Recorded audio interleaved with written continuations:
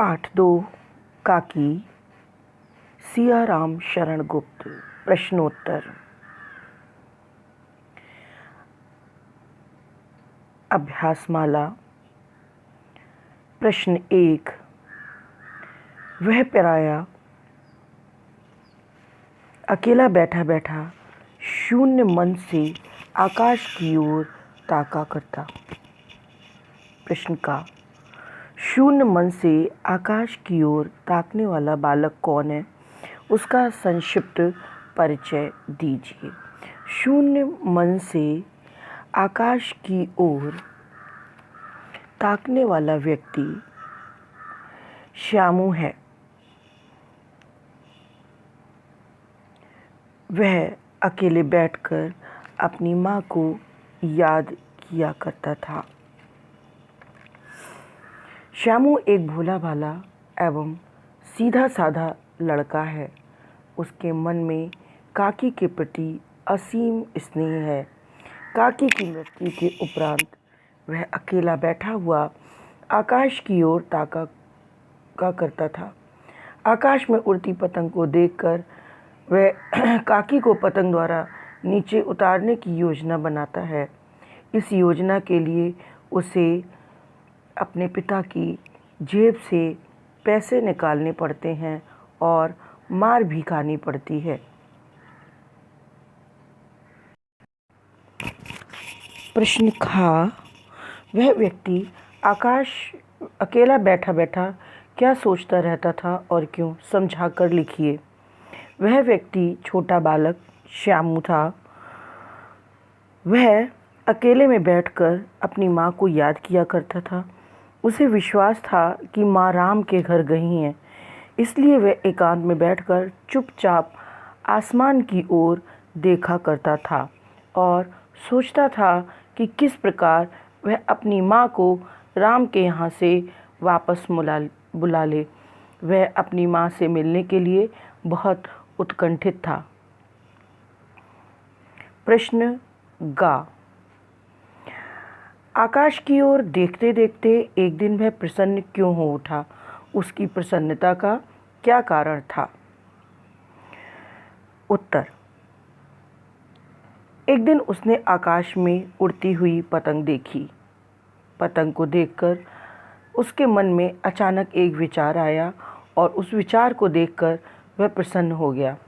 उसने सोचा कि वह पतंग पर काकी लिखकर पतंग को उड़ाएगा और काकी पतंग की डोर पकड़कर नीचे वापस उसके पास आ जाएंगी। उसे विश्वास था कि उसकी यह योजना अवश्य सफल होगी। यही उसकी प्रसन्नता का कारण था।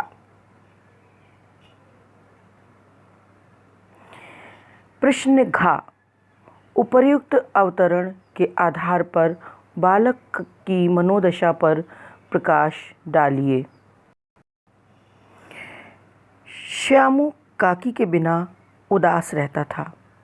वह समय समय पर काकी की याद में रोता भी था। धीरे धीरे उसके आंसू तो थम गए, लेकिन उसके मन में काकी से वियोग का दुख बना ही रहा। वह अक्सर काकी को मन ही मन याद करता, दुखी होता, शोक में डूब जाता। उसकी सारी खुशी उसके उदास चेहरे से उड़ गई थी। वह शून्य मन से आकाश की ओर ताकता रहता था। उसकी काकी आसमान में भगवान राम के घर गई थी। शायद उसे कभी दिखाई दे जाए, इसी आशा में वह शून्य मन से प्रायः बैठा हुआ आकाश की ओर देखा करता था। अवतरण 2। उनमें से एक चवन्नी का आविष्कार करके तुरंत वहाँ से भाग गया। प्रश्न का एक चवन्नी का आविष्कार से क्या तात्पर्य है, समझाकर लिखिए। चवन्नी से आविष्कार का तात्पर्य है कि जब बालक श्यामू ने अपने पिता से पतंग और डोर मंगाने के लिए कहा तो उन्होंने साधारण सा उत्तर दिया, मंगा देंगे। उसके बाद वह उस बात को भूल गए। श्यामू अपनी माँ से मिलने के लिए बहुत उत्कंठित था। उसका विचार था कि पतंग की डोर पकड़कर माँ राम के यहाँ से मेरे पास आ जाएंगी। पतंग को मंगाने के लिए ही उसने अपने पिता की कोट की जेब से पैसे ढूंढे, जिसमें से उसे एक चवन्नी मिली और वह उस चवन्नी की खोज करके तुरंत वहाँ से पतंग लेने के लिए भाग गया।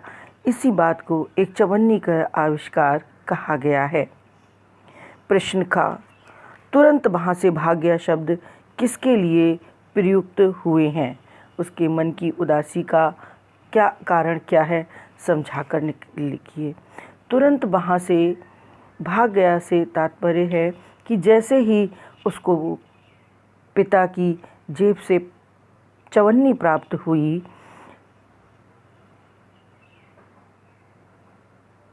वह खुशी से वहाँ से भाग गया। ये शब्द श्यामू के लिए प्रयुक्त हुए हैं, हाल ही में जिसकी माँ का देहांत हो चुका है। उसकी मन की उदासी का कारण था कि उसकी माँ का देहांत हो चुका है। वह अपनी माँ से मिलने के लिए उत्कंठित है। उसे विश्वास है कि माँ राम के यहाँ से उसके पास फिर वापस आ जाएंगी, इसलिए वह शून्य मन से आकाश की ओर सदा ताकता रहता है कि शायद कदापि उसको उसकी काकी के दर्शन हो जाएंगे।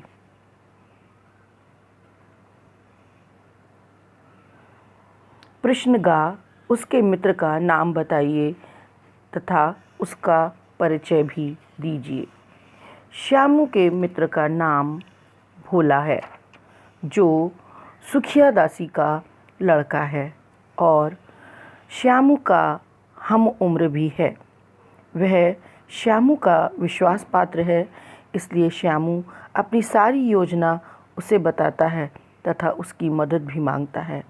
उसकी सोच श्यामू से अधिक सटीक है कि मोटी रस्सी चाहिए, पतली डोरी से काकी कैसे उतरेगी। वह बड़ों की नाराज़गी और मार से बहुत डरता है, इसलिए शीघ्र ही मुखबिर बनकर श्यामू का सारा राज बता देता है। अतः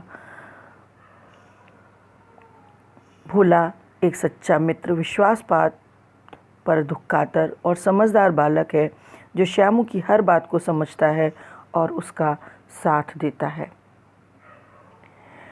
उसने अपने मित्र को क्या करने को कहा, उसके मन में क्या योजना थी, समझाकर लिखिए। यहाँ उसने से तात्पर्य श्यामू से है। उसने अपने मित्र भोला से एक पतंग और डोर मंगाने के लिए कहा। उसके मन में यह योजना थी कि जब वह पतंग पर काकी लिखकर उड़ाएगा तो पतंग दूर आसमान में राम के यहाँ चली जाएगी। काकी जब उस पर काकी लिखा हुआ देखेंगी तो वे समझ जाएंगी कि ये पतंग श्यामू ने उनके लिए भेजी है और वह राम के यहाँ से उस पतंग और डोर को पकड़कर नीचे उतर आएंगी।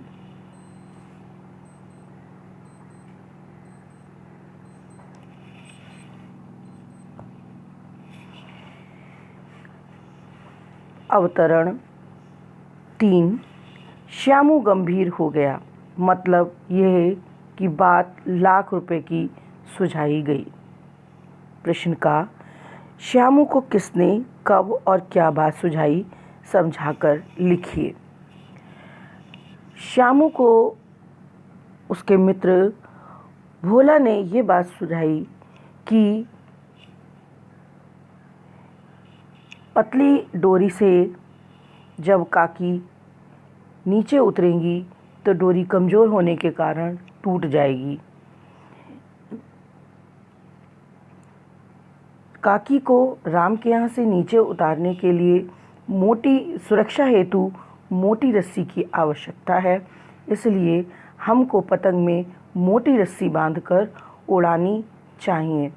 ये बात भोला ने श्यामू को तब सुझाई जब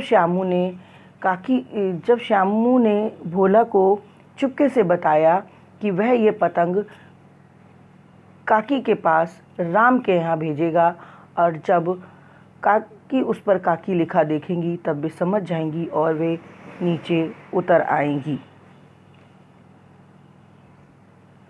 उस बात को सुनकर श्यामू गंभीर क्यों हो गया? उसकी चिंता का क्या कारण था?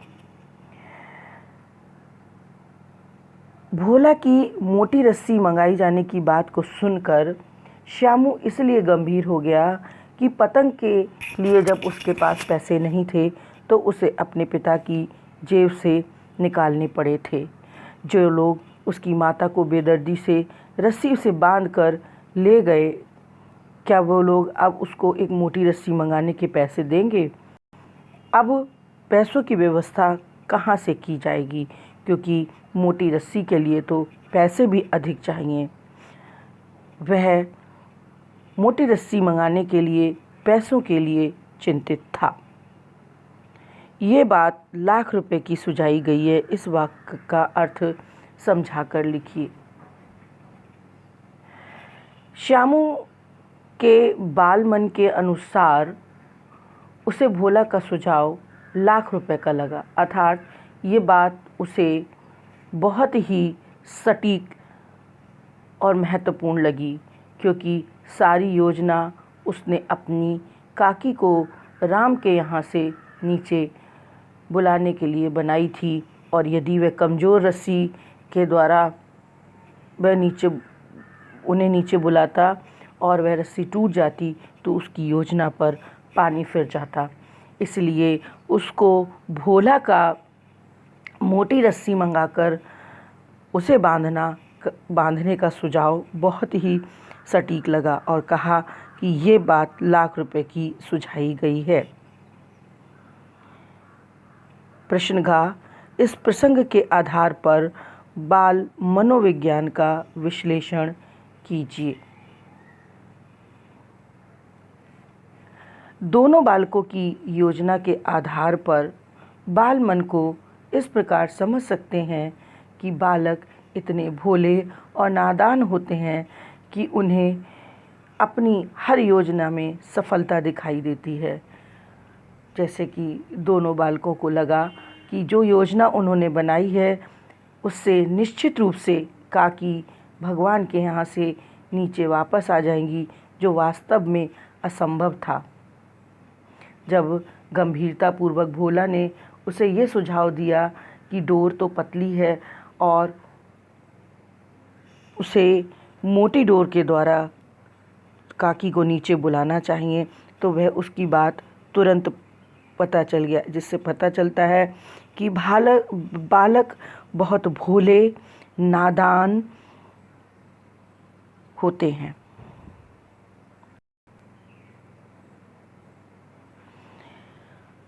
अवतरण 4।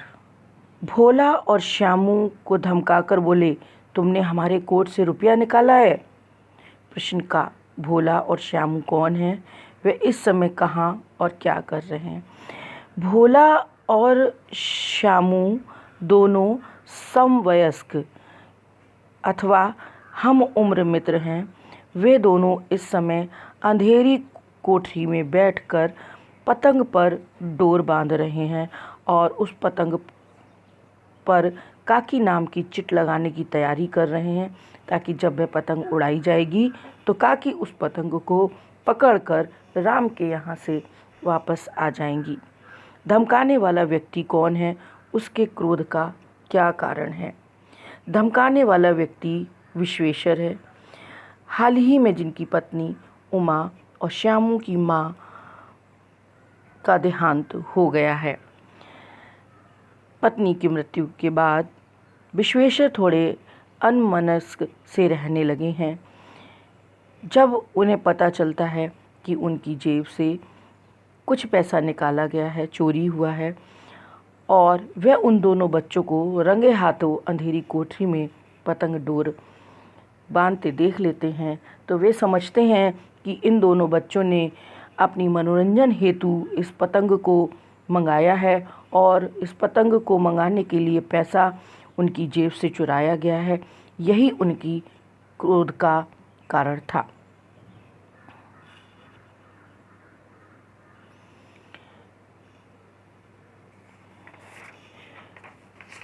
रुपया किसने निकाला था और क्यों, समझा कर लिखिए। रुपया श्यामू ने निकाला था क्योंकि उसने अपने पिता से कई दिन पहले कहा था कि उसे एक पतंग और डोर मंगवा दीजिए, परंतु उन्होंने कहा मंगा देंगे और वह इस बात को भूल गए। परंतु श्यामू पतंग मंगाने के लिए बहुत उत्कंठित था, बहुत बेचैन था, क्योंकि वह पतंग के द्वारा अपनी माँ काकी उमा को भगवान के यहाँ से अपने पास बुलाना चाहता था और इसके लिए उसे एक पतंग की और डोर की आवश्यकता थी। इसलिए श्यामू ने अपने पिता की जेब से 1 रुपया निकाला था। पतंग और डोर की व्यवस्था तो चवन्नी से हो चुकी थी, परंतु जब सुरक्षा की दृष्टि से मोटी डोर बांधनी थी तो मोटी रस्सी के लिए वह रुपया विश्वेश्वर की जेब से निकाला गया। रुपया निकालने के अपराध में किसको क्या दंड मिला, स्पष्ट कीजिए।